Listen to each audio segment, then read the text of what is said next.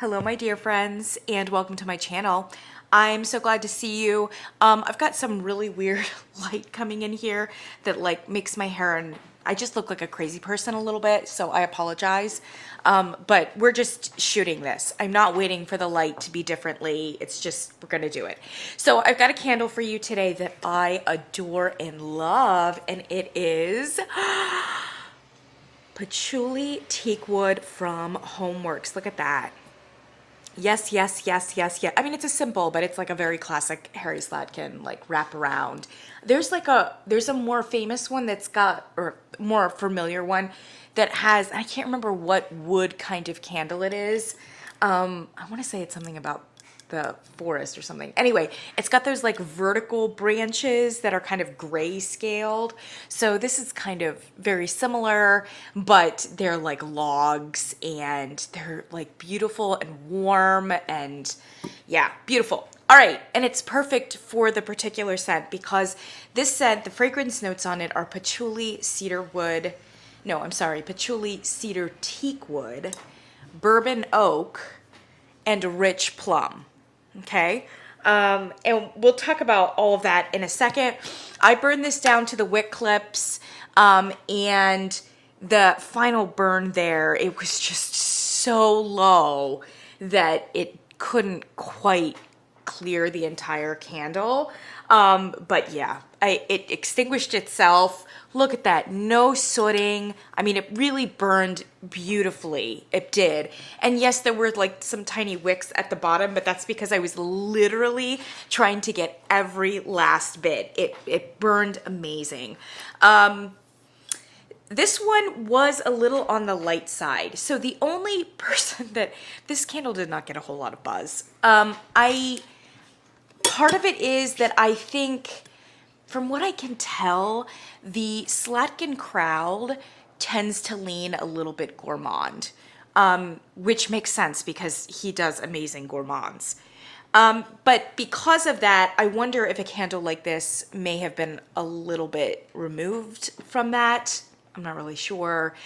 It didn't get buzz, and I think it should because I think it is beautiful. Now, it is very odd, and I said that when I initially hauled it, that it was possibly an acquired taste because, man, when you lift the lid, it is a lot of alcohol, it is a lot of wood, and it's got patchouli, and it's just, man, it's a lot. It's mostly that really sweet bourbon note with the plum and it has a very wine brandy kind of feel to it, which I think is fantastic, and is actually a little bit of an underused, underappreciated note for candles. There's like aperitif dessert-like wines. With the plum and the bourbon, it comes across like a liqueur, an after dinner drink, a brandy, a sherry, something like that. Yeah. But as I said when I hauled it, a very young one, i.e. it is super bold and super like young in its alcohol. So this is a bourbon or a brandy that has not aged. It has not mellowed. And in that sense, I thought a very acquired taste. The oak, the bourbon oak and with the cedar gives it kind of a very like, distilled in oak barrels kind of feel, which to me makes the entire fragrance just a really boozy candle, but have a lot of integrity in its booziness so that you're kind of feeling as if you are getting the entire craft experience with the barrels of bourbon or sherry or brandy or whatever else. Yes, there is patchouli too, but it's like one of those high perfume kind of ones. And it just, with its earthiness, goes right in there with like the alcohol and the sweetness and the wood. It's just a perfect combination, perfect. It is a little bit of a linear fragrance in that it doesn't... The thing is, like, all of those notes should be something different. So you should have patchouli over here, and the wood over here, and the alcohol over here, and the fruit over here, right? They're actually four different, completely different, like, fragrance notes. But because, like I said, of the entire concept of a like craft distilled beverage in a like alcoholic beverage in an oak barrel, it actually just kind of comes across as one thing as opposed to four different things, if that makes sense. So I really think, oh my gosh, see if like Kringle did something like this in their reserve line, and they were like, brandy in a barrel or something like that. Oh my gosh, so gorgeous. Like the concept is just there. It works. It smells perfect and authentic, and it's also like lovely. Like surprisingly, it is great to have like an aperitif kind of candle with its wine like depth, and there's something like really sultry about it and intoxicating, literally and figuratively. And yes, a little bit masculine, but I would say, especially in this candle, man, that rich plum note comes forward. It is very wine-like, and it's got that like fruity pop to it. And with that and the patchouli goes very sweet. So this is one of those candles that is very sweet, also very woody, also very alcohol forward. It is all of those things, and it's just so lovely. Because of the sugar content and the fruit, I actually think it's kind of a little unisexual. Like it doesn't come across as like a quote unquote masculine fragrance, I think. Oh man, it's just gorgeous. So performance, the only person, I interrupted myself and didn't finish it. The only person that I saw talk about this or haul it was actually Katie from, I think it's Katie's Joyful Life, but I'm not positive about that. She, I think, is a Homeworx ambassador and a Kringle ambassador. And she got this in PR. It is not her kind of fragrance. She didn't like it. And she wouldn't have purchased it. I can just tell that's not like her like genre of candles. So she didn't like it, but that's not like saying a whole lot. One of the things she did say though is that it performed not great, like it was too light of a candle. And when she said that initially, I was like, there is no way. There is no way this is a light candle, because this is one of those ones, man, when you smell it, you kind of get a sense of a candle that you're kind of worried about if it's going to have strength and throw. This is one of those candles that you open up and you're like, am I going to like this? Am I not going to be able to escape this in my house? I mean, this is a powerful candle and it's very opinionated. So I would not have marked this out as being a light candle on cold, but actually she's right, it was kind of light. Sometimes I thought it was like a 4.5 or a 5, but then when I tried to keep it in the hurricane after I had burned it a few times like that, and it picked up tremendously in the hurricane. And actually my hurricane is where there's like this huge register in the ceiling.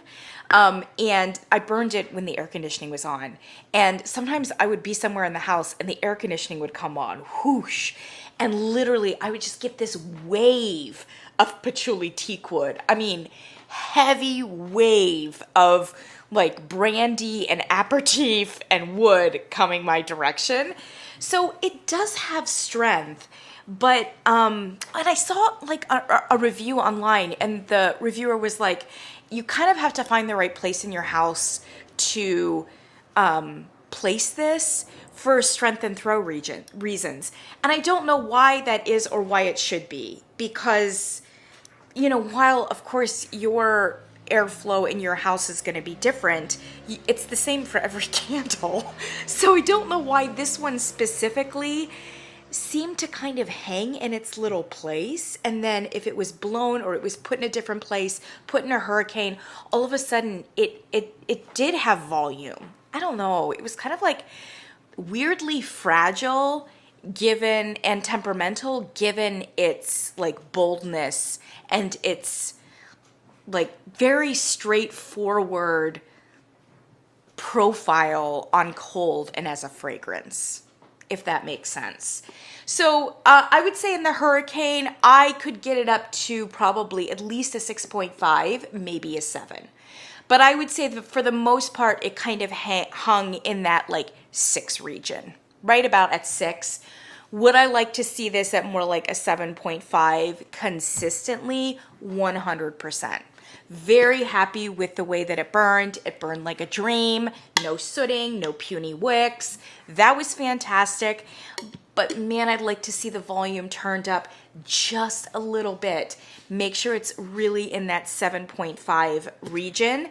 Even if I have to hurricane it at 7.5, I'm happy with that. But I think it does need to be a 7.5. There are going to be a lot of people that are not going to want it at a 7.5. But I actually think those are the people who would not be sure that they want this candle, period, full stop, because it really is a specific kind of candle. And I would imagine a little bit of an acquired taste. What it is similar to, and I just picked this up at Marshall's, is this one, which I think came out last year for the first time, at the in the throes of that Homeworx Christmas debacle. There was this black hobnail, and I just, as you can see, got this at Marshall's, and it is black tie. This is black tie, and the notes on it are patchouli, aged bourbon, Palo Santo, and smoked vanilla bean. Very similar fragrance. I actually like Patchouli Teakwood better. So this one comes across as more of a blended experience because with the smoked vanilla bean and the wood and the patchouli and the bourbon, it's not the like whole like singular experience that for me this one is. This just seems like a craft cocktail being distilled, whereas this one is not necessarily one thing, it's a combination of things, but most of those things are actually included in this candle. So they both have patchouli and they both have the aged bourbon note. And then this one has cedar teakwood, this one has Palo Santo, but those are actually fairly similar woods in terms of the way they come across. So really the main difference between this one and this one is that this has the plum in it and this one has smoked vanilla bean. And really they smell very similar, although this one smells quite a bit more shy than this one is. So I am a little worried about the throw on this one, and it's also a 3-wick. So I'm gonna have a little less diameter and a little less in terms of the wicks. But just the profile of the fragrance itself does smell a little bit more subdued. It is smoky, I have to say that. It has a smoky component that this one doesn't have, for instance. And it's got a sweetness to it from the vanilla bean, but actually, and from the patchouli as well. But actually, and so it does have some like high notes. This one is just bolder across the board and maybe even a little sweeter because of the plum. And like I said, I love the plum in here. I think it's fantastic. And it does take it from being like kind of a smoky wood bourbon situation to being like a brandy or a sherry. Yeah, that's the difference here. Otherwise, I really like it and I picked it up and I'm hoping that it does perform at least in a small space.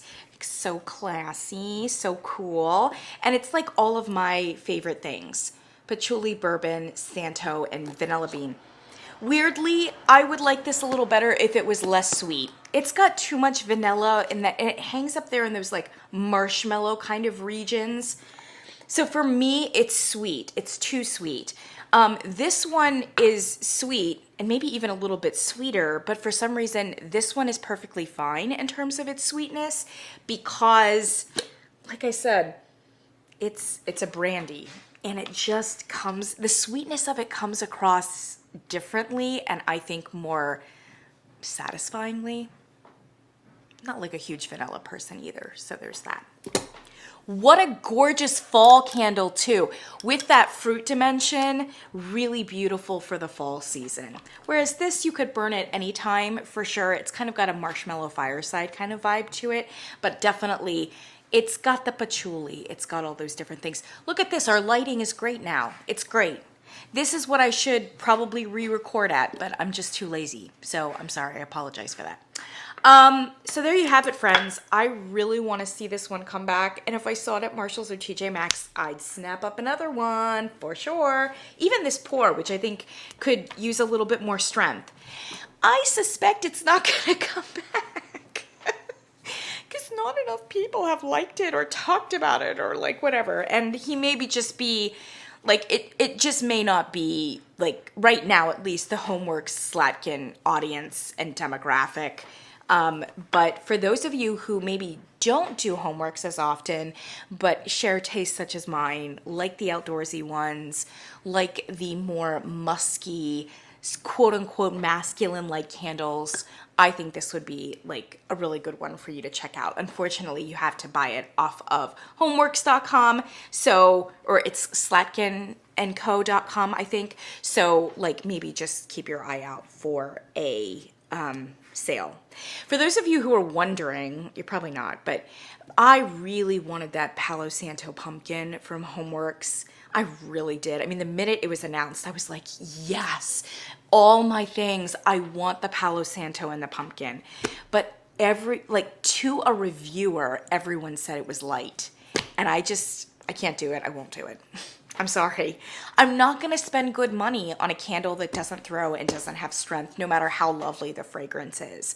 So I'm sorry. I did have to smile. I thought to myself, man, Bath & Body Works has to be kicking themselves. You know, because they have their Palo Santo. And then this year we had Palo Santo in vanilla and we had Palo Santo in sage, I think, which I really liked. But they just didn't think of it. They should have done Palo Santo and pumpkin. Probably when Homeworx came out, they were like, damn it, that's it. That's what we should have done. But at that point, it was too late. The wheels were in motion. So Palo Santo pumpkin, definitely for Bath & Body Works next year. The one that came closest to it in their collection is the Cozy Sunday Night, which I talked about on Sunday, because it does have that pumpkin spice and that wood dimension to it. All right, anyway, I will catch you guys in the next one. And tell me if you picked this up, if you burned it, if you have something to say about it. I looked on the website. Mostly everybody thinks it's good. So those who bought it and who like these kinds of things liked it. And I think that that's really good. And I like the fact it's a new candle. It's a new candle from Harry Slatkin, and it's creative, and it's got so much integrity, and I love it. I just really love it. So I hope it stays around. I'm going to get another one. See you in the next one.